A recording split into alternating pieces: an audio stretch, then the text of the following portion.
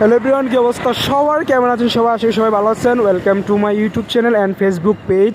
আমি এখন বর্তমানে আছি কিন্তু চৌফলন্দি, এটা কিন্তু কক্সবাজারে অবস্থিত। আর এখানে দেখার মতো আছে হচ্ছে এই যে বায়ুবিদ্যুৎ কেন্দ্র, যেখানে টারবাইনের সাহায্যে হচ্ছে মানে বিদ্যুৎ উৎপন্ন করে।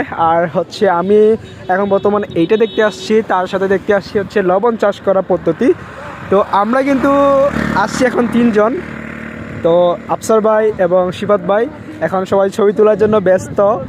আর আমাদের আসার টাইমটা একদম মানে বিকাল হয়ে গেছে। যদি আমরা একটু আগে আসতে পারতাম তাহলে কিন্তু অনেক সুন্দর ভিউ পেতাম।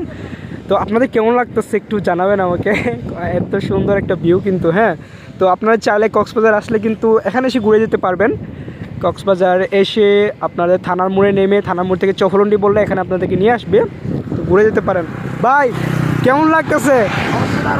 এটা হচ্ছে আমাদের কক্সবাজার পুরস্কুল বায়ুবিদ্যুৎ। ওকে ওকে, বলে ছবলন্ডির পাশাপাশি। হ্যাঁ, তো জায়গাটা অনেক সুন্দর না? হ্যাঁ, অনেক সুন্দর। আমরা কিন্তু ভুল করছি, একদম বিকালে চলে আসছি, তাই না? হ্যাঁ, আসলে ওই আজকে এই আজকে নির্বাচনের জন্য অনেক ভিড় ছিল।